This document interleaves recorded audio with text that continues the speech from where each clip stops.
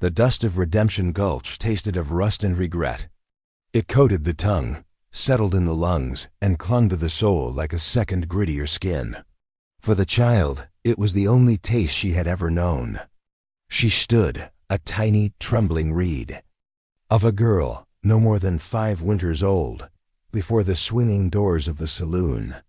Her hand, small and bird-boned, was clutched in her mother's, a grip that was both anchor and apology. The child's other hand held a doll, a faceless thing, of faded leather and horsehair, its emptiness a mirror to her own hollow belly.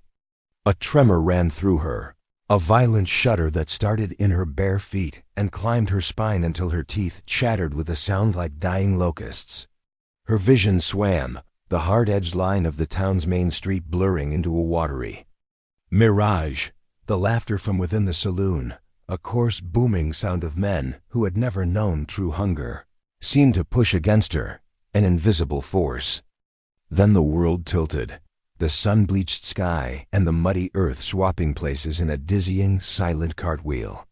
The dust rose to meet her, not with a soft welcome, but with the hard slap of a final, indifferent blow. She did not feel the impact. There was only the fading image of her mother's face, a mask of terror and love, and then nothing. Shadow on the water knelt, her own cry a strangled thing trapped in her throat. She gathered her daughter, little Fawn, into her arms, the child's body limp and terrifyingly light. "Please," she whispered to the unpitying sky, to the wooden storefronts that stared back with blank, glass eyes. "Please, someone." Her voice was a wisp of smoke, lost in the vast, cruel emptiness of the West. The saloon doors swung open, spilling a man out into the street.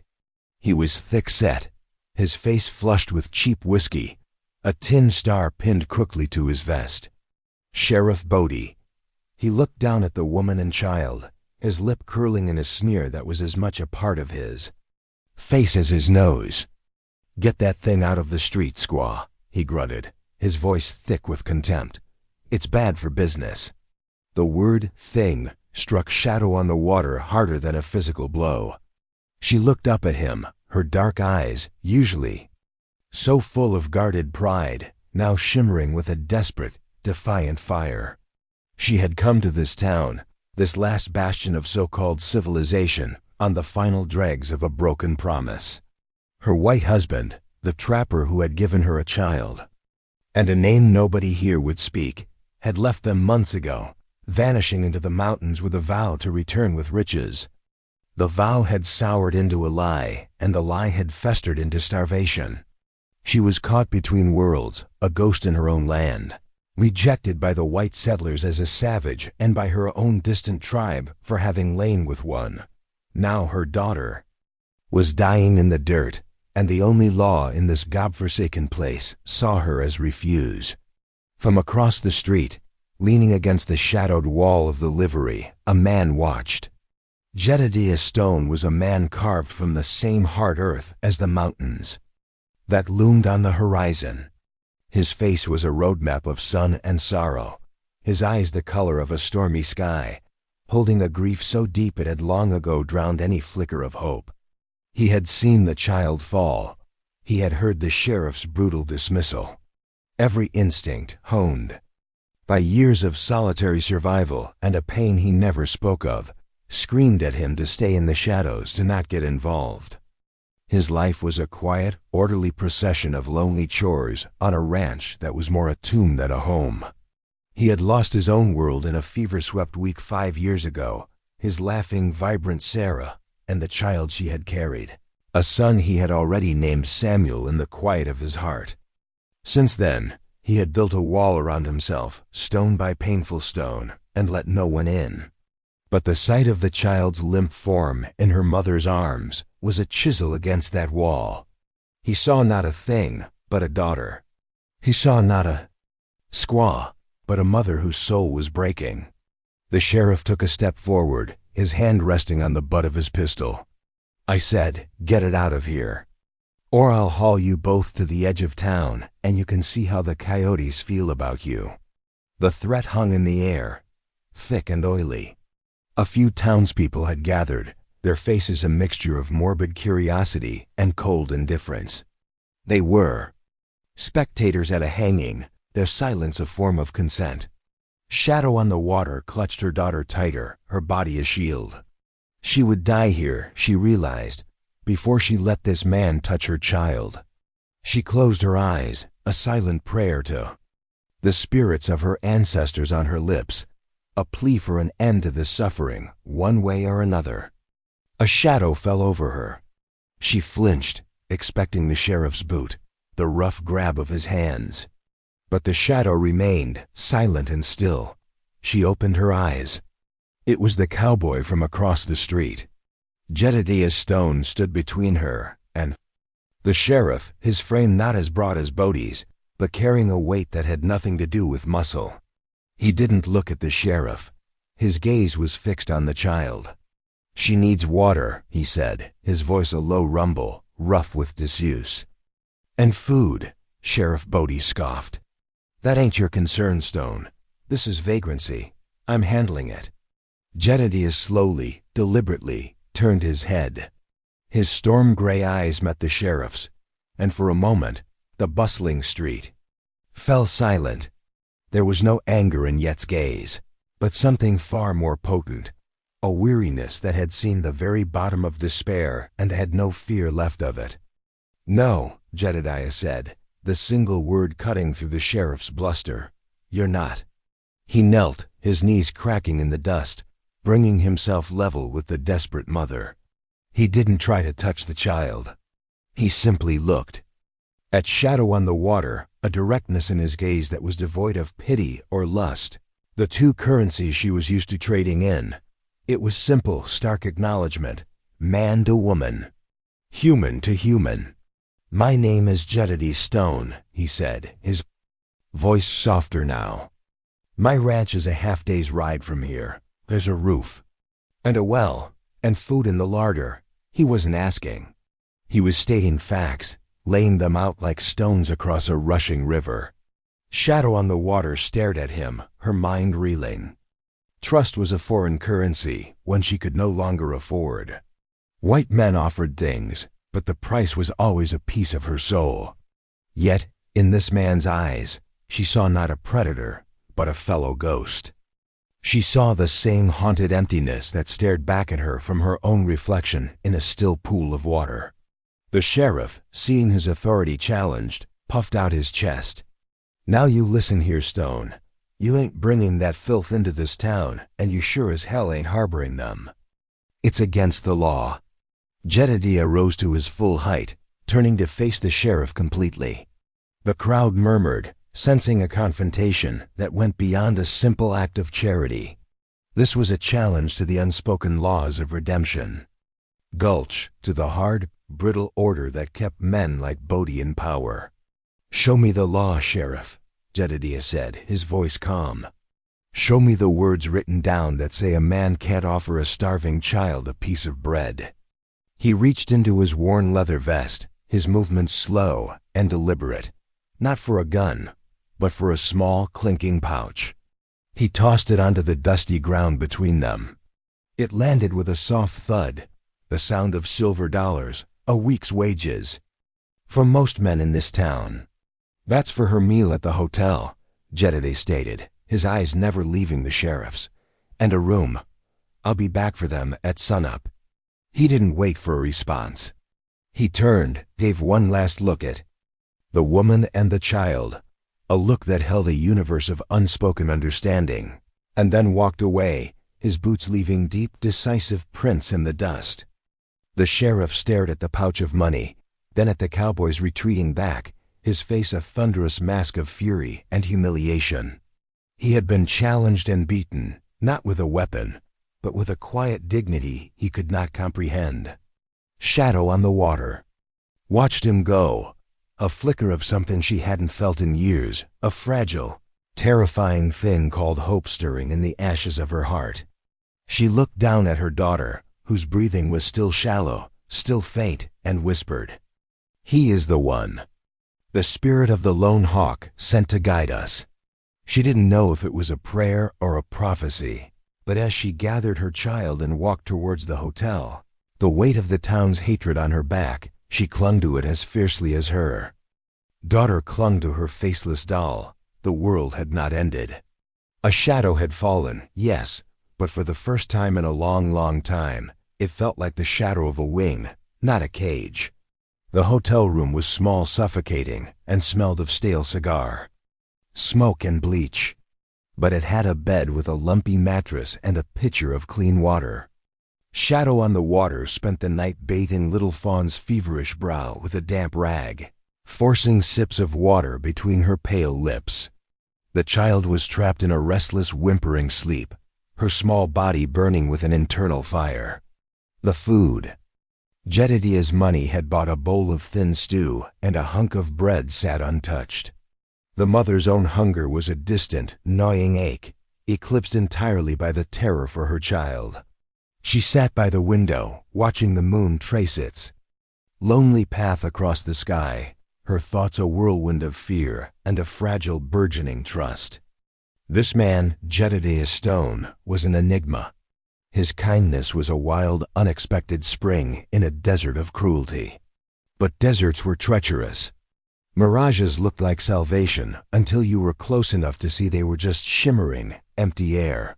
She had built her own walls just as he had, and they were high and fortified with the bitter mortar of betrayal. At the first hint of dawn, when the sky was a bruised purple, there was a soft knock on the door. It wasn't the heavy, authoritative rap of the sheriff, but something quieter, more hesitant. Shadow on the Water opened it a crack. Jedediah stood there, holding the reins of two horses. One was his own sturdy gelding. The other was a gentler-looking mare with a blanket strapped behind the saddle. He didn't speak, just looked past her to the small form on the bed. The question was in his eyes. "She is weak," Shadow on the Water said, her voice hoarse. "The fever holds her." He nodded, his jaw tight. "The air is cleaner at the ranch.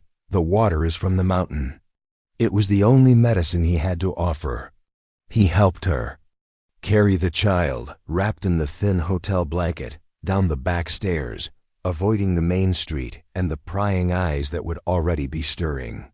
The journey was a silent one, a funereal procession of three broken souls. Shadow on the Water rode the mare, little Fawn cradled in her lap, a fragile bundle of heat and whispered breaths. Jedediah rode ahead, his back a rigid wall against the rising sun. The land they traveled through was beautiful and brutal. Jagged peaks clawed at the sky, their slopes dotted with stubborn pines. The air grew thinner, cleaner, scented with sagebrush and dust. It was a land that promised freedom and demanded resilience in equal measure. After hours that stretched into an eternity, they crested a ridge. Below them, nestled in a shallow valley, was the ranch. It was not a grand place. A small, sturdy cabin of hewn logs stood beside a weathered barn, both dwarfed by a massive, solitary oak tree whose branches reached out like gnarled arms. A simple corral held no horses. The place was silent, still, wrapped in an aura of profound loneliness. This was Jedediah's kingdom of grief. As they dismounted, the silence was broken by the creak of the cabin door. This was the threshold. For Shadow on the Water, it was a step into the complete unknown. For Jedediah, it was the first time in 5 years that someone else had crossed it. The inside of the cabin was meticulously clean, but starkly empty of life. A stone fireplace dominated one wall, its hearth swept clean. A rough-hewn table with 2 chairs, a narrow bed in the corner, a shelf with a few books and a faded tintype photograph. That was all. There were no curtains on the windows, no rug on the floor, no sign of the small feminine touches that turn a house into a home. It was a place a man came to exist, not to live. Jedediah gestured to his own bed. "She can rest here." Without a word, Shadow on the Water laid her daughter down on the cot, pulling the coarse wool blanket up to her chin. The tintype on the shelf caught her eye. It was of a smiling woman with bright, hopeful eyes, her hand resting on Jedediah's arm. He was younger in the photograph, his face unlined by sorrow, a genuine smile on his lips. Sarah, the ghost who haunted this silent house. The days that followed were a slow, painful dance of survival and suspicion. There was no easy comfort, no sudden flowering of trust. There was only the shared, desperate fight for the child's life. Jedediah was a man of action, not words. He brought cool water from the well. He butchered a chicken and made a thin, clear broth, just as Sarah had taught him. He would leave the bowl on the table and retreat to the barn, his presence a silent, looming question. Shadow on the water was a pillar of fierce, maternal vigilance. She never left little Fawn's side. She used her own knowledge, chanting soft, healing songs from her people, songs her grandmother had taught her, her voice a low, melodious hum that filled the cabin's sterile silence. She crushed wild herbs she found near the creek, making a poultice for the child's chest, the sharp, clean scent mingling with the wood smoke from the hearth. They moved around each other like wary wolves, their communications sparse and functional. The fire needs wood. I will fetch it. The broth is hot. I see. The silences were heavy, loaded with the things they could not say. His grief was a raw, open wound he refused to acknowledge. Her fear was a wild animal she kept caged behind her proud, stoic expression. Little Fawn was the bridge, the only thing that connected their two desolate islands. One evening, the fever peaked. The child began to convulse, her small body racked with violent tremors. Shadow on the water cried out, a raw animal sound of pure terror. Jedediah rushed in from the porch where he'd been keeping a silent vigil. He saw the scene, the mother's desperate chanting, the child's thrashing limbs, and for a second, he froze. The past rose up to choke him, a phantom hand around his throat. It was happening again. The same fire, the same stolen breaths. He saw Sarah's face, pale and slick with sweat, her eyes pleading with him to do something, anything. And he had been helpless then, just as he felt helpless now. No, he whispered, the word a prayer and a command. He would not let this house claim another child. He pushed past his own ghosts, his own paralyzing fear. He grabbed the child's flailing limbs, his touch firm but gentle. Hold her, he grunted to Shadow on the water. Hold her still. He ran to the well, plunging a bucket into its icy depths. He hauled it back, his muscles screaming, and began to bathe the child's burning body with the frigid water. It was a brutal, desperate act. Little Fawn screamed, a thin, reedy sound that tore at both their hearts. Shadow on the water sobbed, her chance turning to pleas, but she held on, her trust in this strange, broken man absolute in that moment. They were no longer a white man and a native woman. They were a father and a mother, fighting a common enemy, their hands meeting over the fragile body of a child, their tears mingling with the cold well water.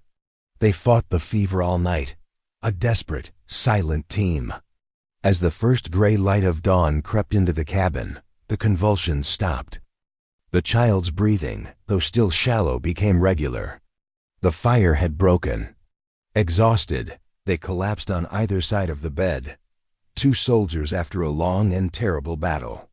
Jedediah looked at Shadow on the water, her face streaked with tears and grime, her hair clinging to her damp forehead. He saw not an outcast, not a stranger, but a warrior. And in his eyes she saw not a savior, but a man who had faced his own demons in the dark and had for the first time won.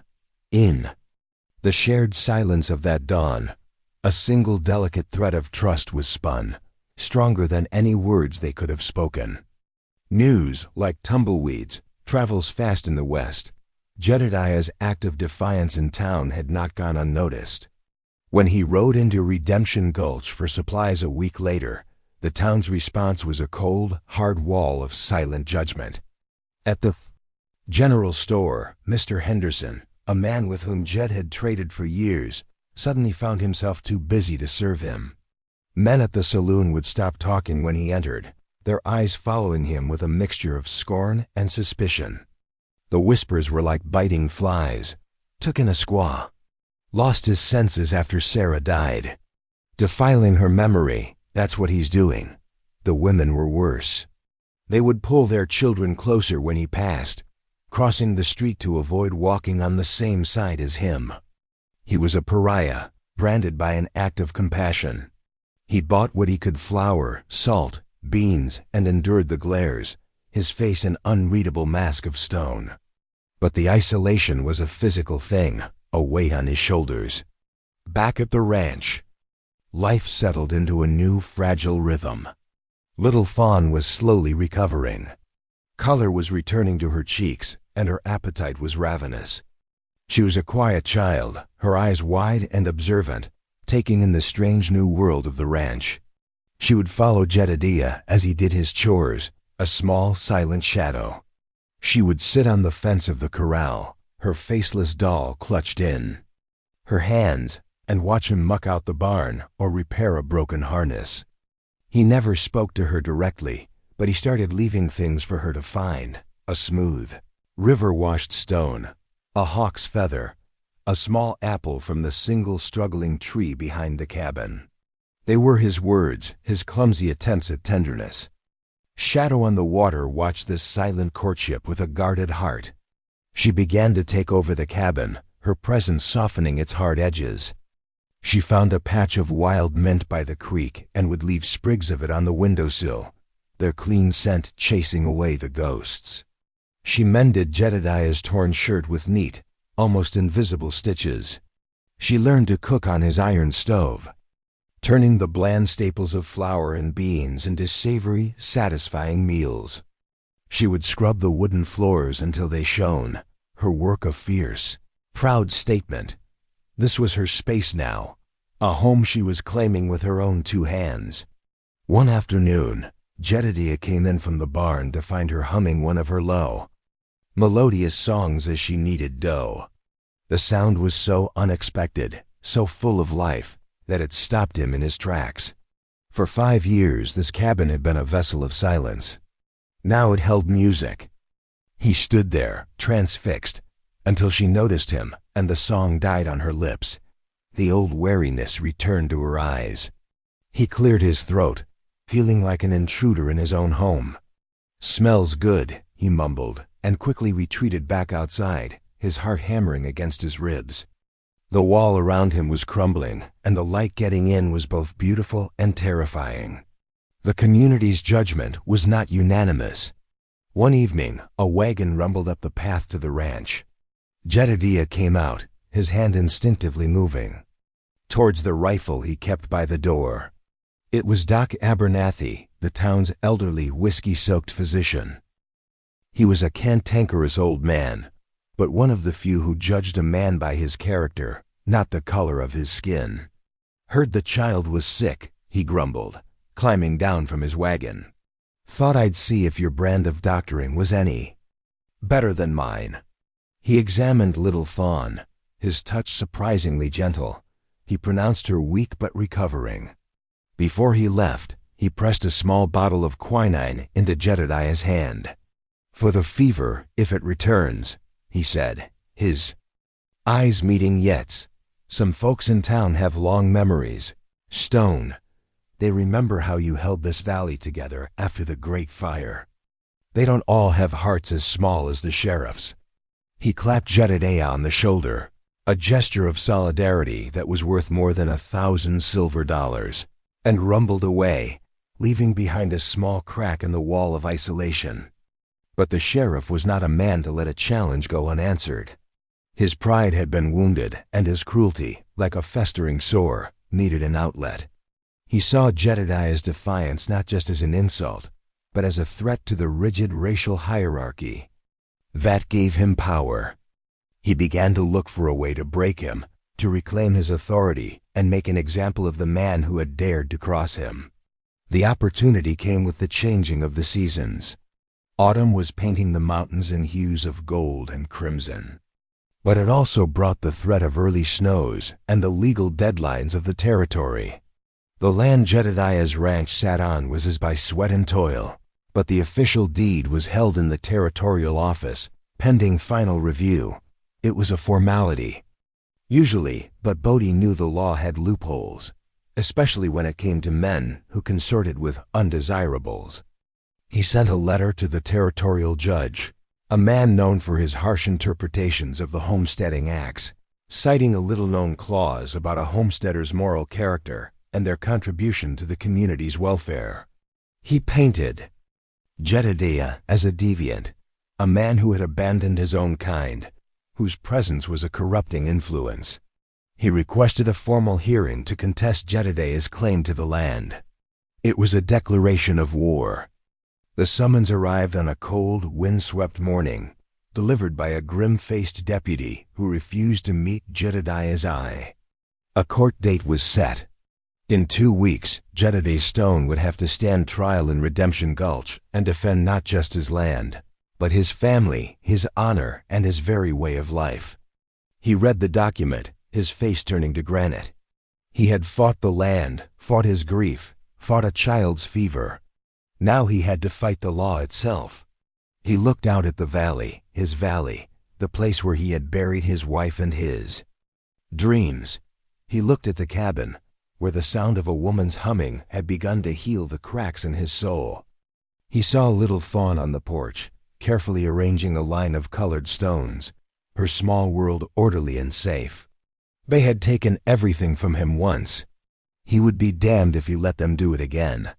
He walked into the cabin and placed the summons on the table. Shadow on the Water picked it up. She could not read the words, but she could read the language of fear and fury in the man's eyes. He explained it to her in simple, stark terms. They want the land. They want to take this away. She looked at him, her gaze steady and unwavering. In her culture, a man's worth was not measured by the land he owned, but by the family he protected. "This is our home," she said, her voice quiet but filled with a strength that mirrored his own. "We will fight." The word "we" hung in the air between them, a bond forged in fire and sealed in defiance. They were no longer two broken souls sharing a roof. They were a family, and the world was about to find out what happened when you tried to tear a family like that apart. The day of the trial dawned cold and gray, the sky the color of old iron. A bitter wind swept down from the mountains, carrying the first sharp sting of winter. It felt like the world was holding its breath. Jedediah, Shadow on the Water, and Little Fawn rode into Redemption Gulch, a silent, defiant trio. Jedediah wore his cleanest shirt, his face scrubbed, his jaw set like a bear trap. Shadow on the Water wore a simple doeskin dress she had painstakingly beaded, a garment of quiet dignity. She had braided her long black hair with strips of red cloth, a symbol of war and courage among her people. Little Fawn, holding tightly to her mother's hand, was wrapped in a thick wool blanket, her wide, dark eyes taking in the hostile stares of the townspeople who had gathered outside the courthouse, which was little more than a converted barn. They were a spectacle, a morality play for the masses. The outcast, the squaw, and the child who bound them. The courthouse was packed. Every soul in Redemption Gulch, it seemed, had come to witness the downfall of Jedediah Stone. Sheriff Bodhi sat near the front, a smug, triumphant look on his face. The territorial judge, Judge Morrison, was a severe-looking man with a face like a clenched fist and eyes that seemed to see sin in every shadow. The proceedings began. The sheriff was the first to testify. He painted a lurid picture of Jedediah's supposed depravity, his voice dripping with self-righteous venom. He spoke of the sanctity of the community, the danger of mixing blood, the moral rot that Jedediah had invited into their valley. He twisted Jedediah's compassion into a perversion, his grief into madness. "This man," Bodhi concluded, pointing a fat finger at Jedediah, "is a stain on the honor of this town. He is not fit to hold land, not fit to be called a neighbor. He has chosen his side, and it is not with us." Jedediah listened, his hands clenched into fists on the table before him, his knuckles white. He felt the weight of every eye in the room, the crushing force of their judgment. He could feel his control slipping, the urge to leap across the room and silence Bodhi's lies with his bare hands. But then he felt a small, gentle touch on his arm. He looked down. Shadow on the water was looking at him, her expression calm and resolute. Her eyes said, "Be the stone. Let the river of their hatred break against you." He took a deep breath, the anger receding, replaced by a cold, hard resolve. When it was his turn to speak, he stood, not with a swagger, but with the quiet gravity of a man who had nothing left to lose. He did not address the sheriff's accusations directly. He did not try to defend his character. He spoke of the land. He spoke of the sweat and blood he had poured into it, of the wife he had buried beneath the great oak, of the home he had built with his own 2 hands. His voice was low, steady, each word chosen with care. "This land is more than dirt and rock to me," he said, his gaze sweeping over the silent, watching faces. "It's memory. It's a promise I made to a woman I loved. A promise to build something that would last." Then his eyes found Judge Morrison's. "The law speaks of a homesteader's character. It says he must contribute to the community. I ask you, Judge, what is a community? Is it a plot of land on a map? Is it a collection of houses? Or is it the people who live in them? Is it measured by the color of their skin or by the content of their heart?" He paused, letting the question hang in the suffocating air. "I found a woman and her child starving in the street. Your sheriff called them filth. Your townspeople turned their backs. I offered them shelter. I offered them food. If that is a crime in your community, then I am guilty. If protecting a life, if showing a shred of human decency, makes me unfit to own my home, then take it." He sat down. The silence in the courtroom was absolute, profound. He had not pleaded for mercy. He had held up a mirror to their souls, and the reflection was ugly. The judge, for the first time, looked uncertain. He cleared his throat, shuffling his papers. But before he could speak, a voice rose from the back of the room. "He's telling the truth." All heads turned. It was Doc Abernathy, standing tall, his usual cynical slouch gone. "I was there. I saw the child. She was dying. Jedediah Stone saved her life. And I'll tell you something else. I've known this man for 10 years. I saw him pull my own son from a burning barn during the fire of '68. I saw him give his last sack of flour to the widow Jensen when her children were hungry. His character?" The doctor's voice dripped with scorn as he looked at the sheriff. "Jedediah Stone has more character in his little finger than you have in your whole bloated body, Bodie." A murmur went through the crowd. Another voice, a woman's this time, the blacksmith's wife. "He's right. Jed helped my husband rebuild his forge and asked for nothing in return." One by one, small voices of truth began to rise, a chorus of defiance against the sheriff's tyranny. They were the people Jedediah had helped in quiet ways over the years, the ones whose memories were longer than their prejudice. The tide was turning. The solid wall of condemnation was beginning to crack. Sheriff Bodie, his face purple with rage, leaped to his feet. "Lies! They're all in on it with him. This is a mockery of the law." But his bluster was starting to sound hollow, desperate. Judge Morrison banged his gavel. "Silence! Order in the court." He looked from Jedediah to the sheriff, then to the faces in the crowd. He was a man of the law, but he was also a man of the West, and he understood the unspoken codes of honor and courage. He saw the truth. Just as he was about to render his verdict, the great doors of the courthouse swung open with a deafening crash. Everyone froze. Framed in the doorway, silhouetted against the gray, unforgiving light, stood a figure that struck a primal fear into the hearts of every settler in the room. He was a Native American warrior, tall and imposing, his face painted for war, a hawk feather in his long black hair. He was not alone. Behind him, spilling into the street, were more warriors, their faces grim, their presence a silent, terrifying threat.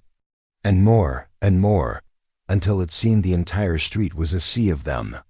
400 warriors, armed and silent, had surrounded the courthouse. They had surrounded the town.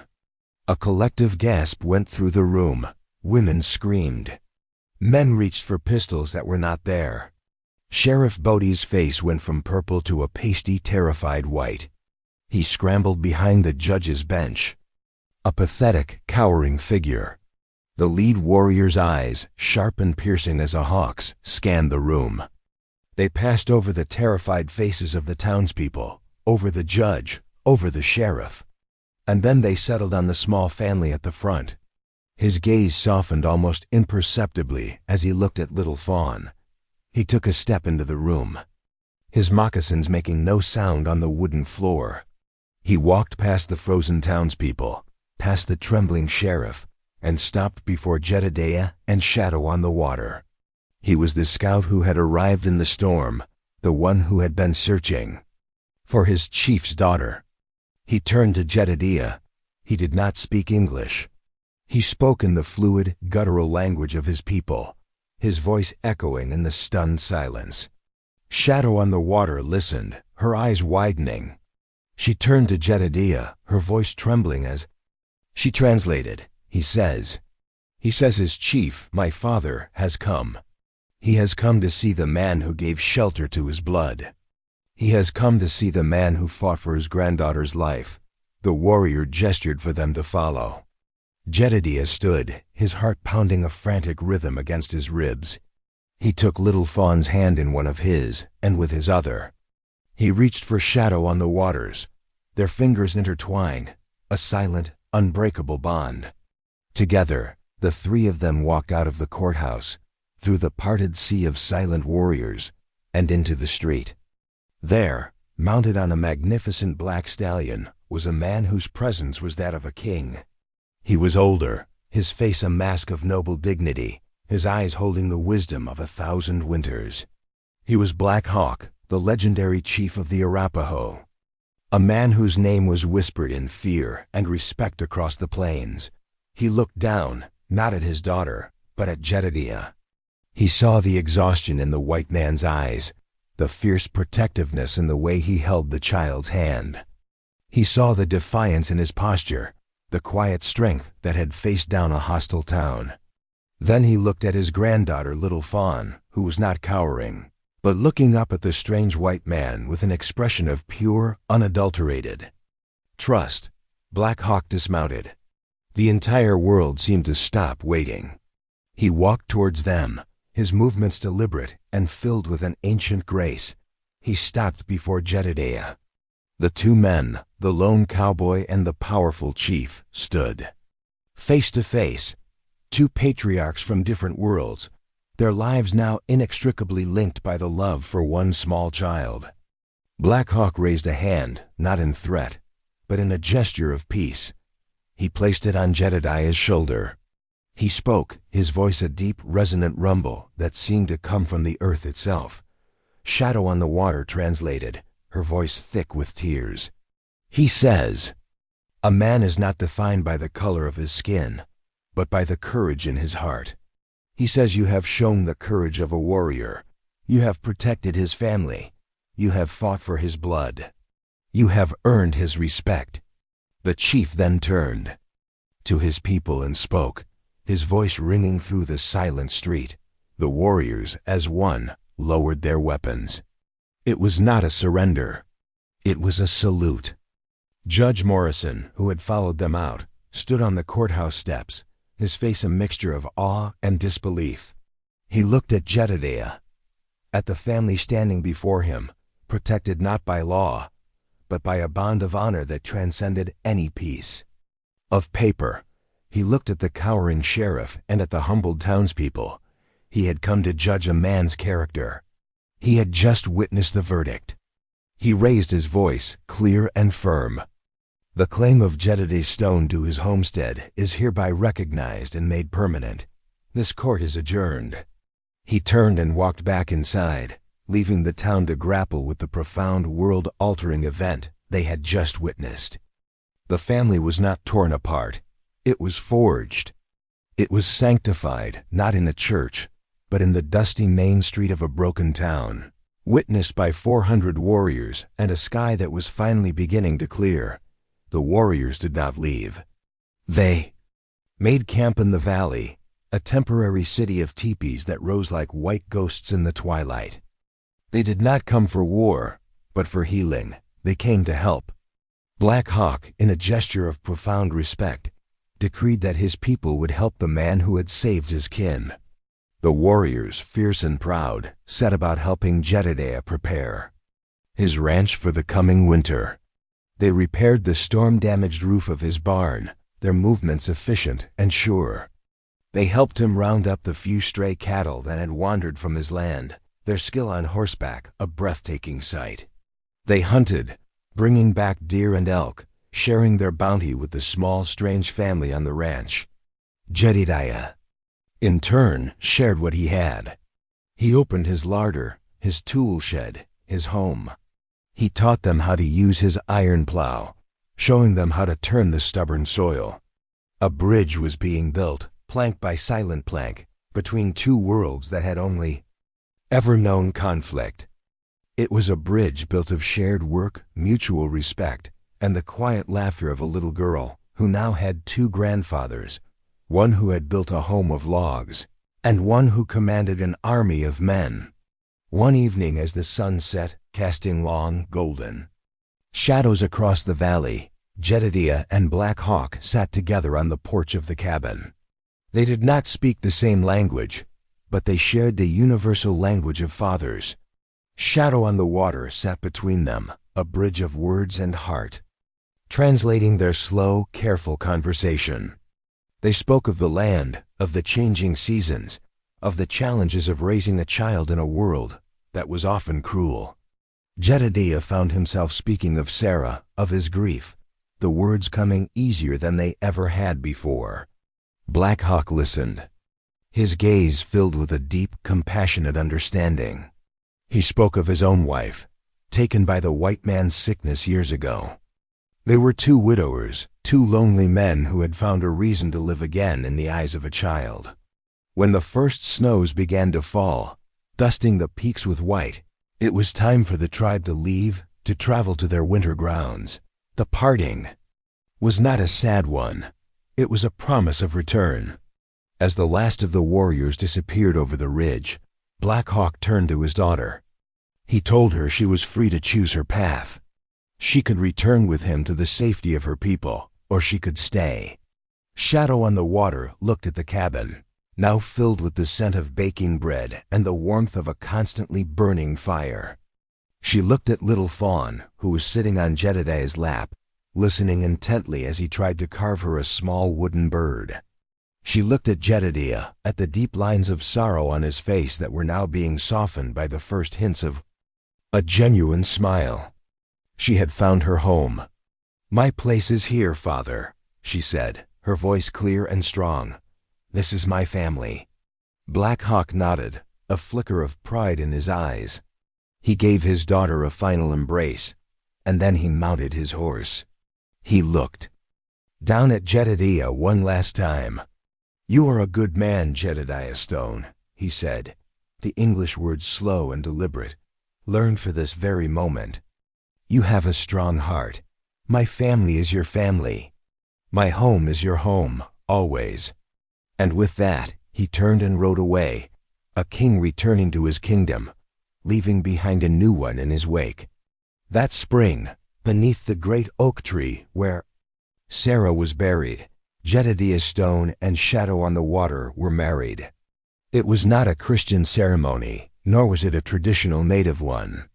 It was something new, something uniquely their own. Doc Abernathy officiated, his voice thick with emotion. The blacksmith and his wife stood as witnesses. Little Fawn, dressed in a new dress sewn by the blacksmith's wife, threw wildflower petals at their feet. They did not exchange rings of gold, but of braided sweetgrass, a symbol of harmony, beauty, and strength. The community stood and watched, not with judgment, but with a quiet, humbled respect. They had seen these broken people, these outcasts, forge a bond stronger than any law, any prejudice.